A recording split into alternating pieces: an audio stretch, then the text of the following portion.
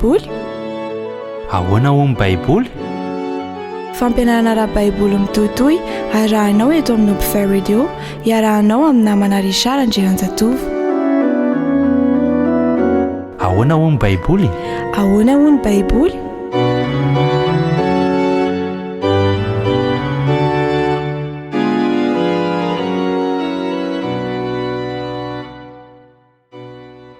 Dia tena mbola fifaliana tanteraka ny iaonako aminao amin'ny dian'ity. Miarabanao amin'ny anaran'i Jesosy, ny namanao Richard Andrianjatovo. Ny bokin'ny Apokalipsy dia miresaka momba ny sarin'ny Biblia. Ahoana indray mahakasika an'izay? Andaontsika hivavaka.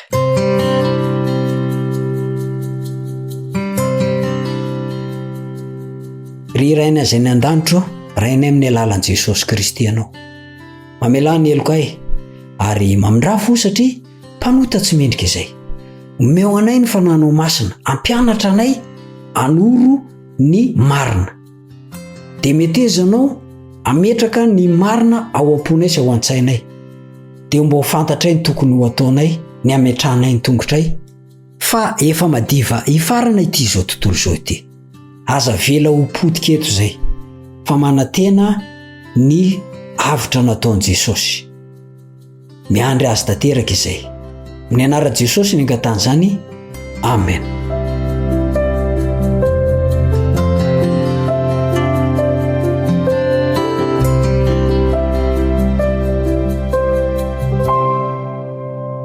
Ny sarin'ny Biblia. Araka ny efa hitantsika, dia Biblia anankiroa no voalazan'ny Apokalipsy 7:10. Dia ilay niakatra avy tany amin'ny ranomasina zany nanana tandroka 10 sy loha 7. Tsisy manana ny toetra io afa-tsy Vatikana irery ihany. Ary ny iray koa niakatra avy tany amin'ny tany nanana tandroka 2 toy ny any zanak'ondry, kanefa miteny tahaka ny dragona. 12 misy an'izay. Etats-Unis ny Amerika kosa no lazainy io.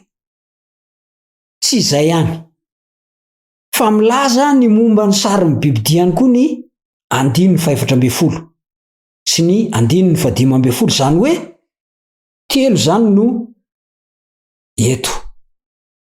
Anankiroa Biblia, fa ny fahatelo no sariny.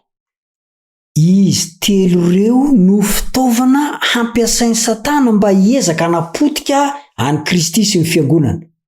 Saingy i Kristy sy ireo iandany aminy ihany no hibata hatrany ny fandresena amin'ny farany.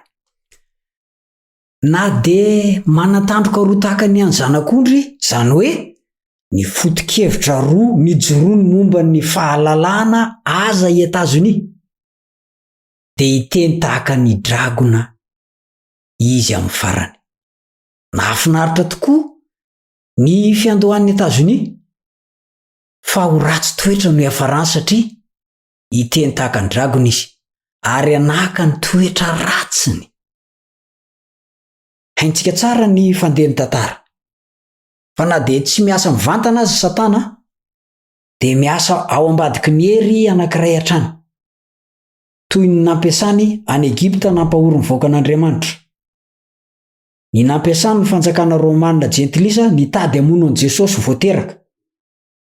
Koa ny filazana fa hiteny tahaka ny dragona Etats-Unis dia ny fiezahany hampanjaka ireo foto-kevitra Romanina mifanohitra amin'ny sitrapon'Andriamanitra.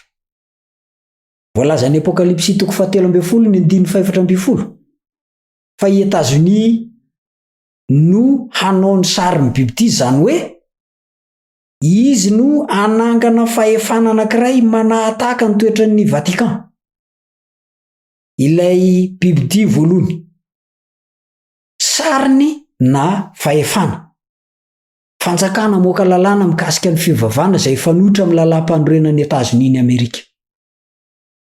Ary mario ihany eo 14 fa ho vita ny fanjakana iray matanjaka io ny amitaka ny mponiny tany ka andidy azy ireo anao sary ho an'ny Biblia. dia ny anangana rafitra na fahefana maneran-tany anery sy anenjika izay manda. Izay fanerena sy fanenjehana zay no nataon'ilay biby dia voalohany, dia ilay fahefana maneran-tany izay natsangany Etazonia no akataka azy indray avy eo. Ka ireo firenena maneran-tany dia samy hamoaka lalàna hitovitovy amin'izany avokoa any amin'ny misy azy any avy. Na dia mbola misy any aza ireo namana mandany famarinan'izany ambara zany ka mieritreritra fa fanenjehana fotsiny zany, dia tsarovy ilay teny fampidirana ao amin'ny laharana voalohany amin'ity fampianarana amin'ny totoy ity ho vitan'ny Etazonia izany. Satria 400 ny arena eto amin'izao tontolo izao dia azy avokoa. Izy no andrandraina sy antsoina rehefa misy fanolanana vokatry ny fanitsakitsahana ny demokrasia. Izy ohatra no nandray anjara be dia be tamin'ny adin'ny golf persika. Dia sa nireka toy izao ny Floyd John Kennedy fa ny asan'Andriamanitra no hataony eto ambonin'ny tany. Manomboka miteny tahaka ny dragona izy raha namela malalaka ny safidy ara-pivavahana.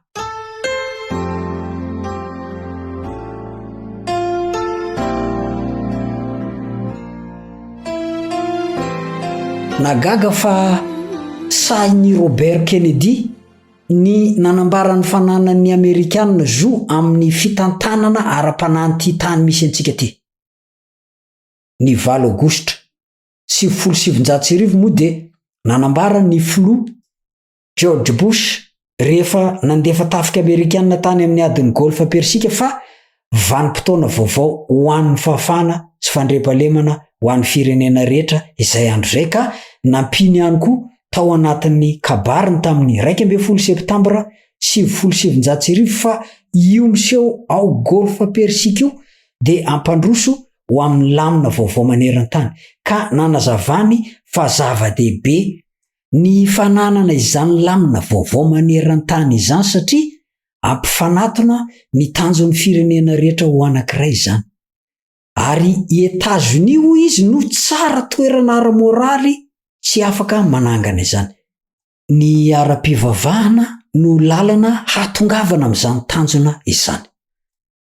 Dia mbola isy teny iray ve fa tsy marina izany. Tany amin'ny taona 1709 tany dia nihetsika i Jerry Falwell nitarika amin'ny fikambanana moral majority teo anatrehan'ny Flo Reagan no nanaovany fanambarana fa ny fikambanan'izy ireo dia manizingizina ny tokony hanaovana didy sy lalam-panjakana, ny fiainana ara-moraly sy ara-pivavahana, ary tokony ho tafiditra amin'izany ny fanajana ny alahadin'ny pape satria heverin'ny olona fa mba hananana fiainana tsara dia tokony hajaina ny lalàn'Andriamanitra. Saingy tsy tena ny lalàn'i Jehova no ampiarina amin'izany fa lalàna hafa izay fanohitra amin'ny an'ilay nahary an'izao tontolo izao, satria ny sabatany ny an'ilay nahary an'izao tontolo izao fa tsy ny alady. Kanefa dia maro no voatarika anaiky izany afa-tsy ireo izay mino ny voalazan'ny soratra masina irery ihany, ka manao izany ho fefy-fiarovana ho azy ireo sy ho fefy-fiarovana ny ainy. Tsy maintsy tanteraka ihany ny fanaovana na fananganana ny sarin'ny biby satria tamin'ny taona 1709 dia nanao antsoavy ny fahefana ara-panjakana ny pape Jean 17 mba hanaja ny lalàn'Andriamanitra sy ny lalàn'ny Eglizy, ary ao anatin'izany ny alahady.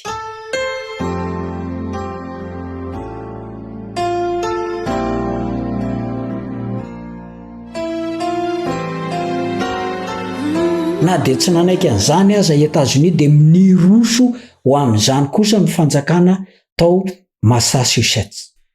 Ireo protestanta maro ao Etazonia ihany koa dia niaiky fa ho famahana ny olana maneran-tany dia tsy misy afa-tsy ny fampiraisana ny finoana ho eo ambany fitarian'ny papa.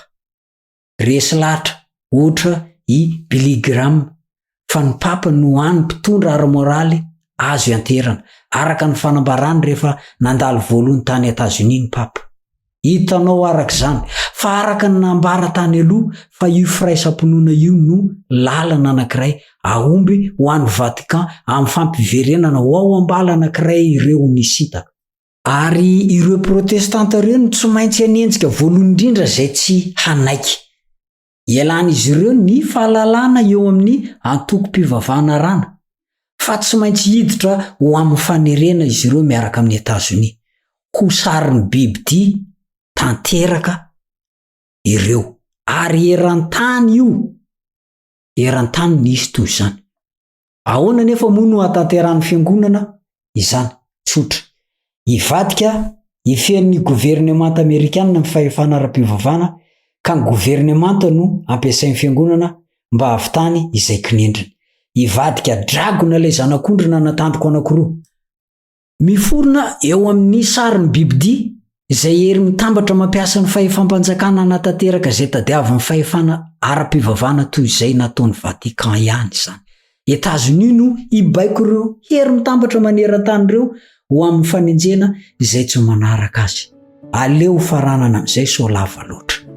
Tiako fotsiny ny manentana sy mamoa anao fa misy loza mananontanina nefa isika dia tafandry mandry manana asa goavana dia ny fanomanana ny tenantsika aloha ary ny famoazana ireo manodidina antsika. Lazainy Baiboly fa ho tampoka amintsika ny iseho sy ny fahatongavan'i Jesosy ratsy miomana sy manomana ny hafa isika.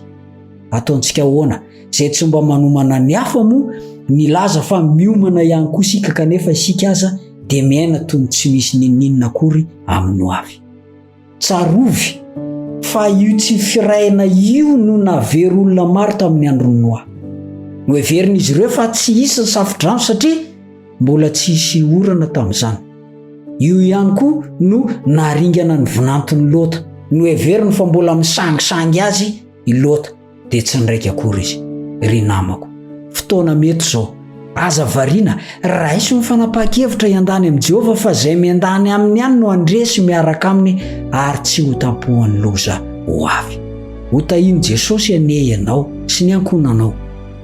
Mametraka mandra-peona mandra-pitafa aminao ny namanao ry Sara Andrenjatovo. Veloma tompoko.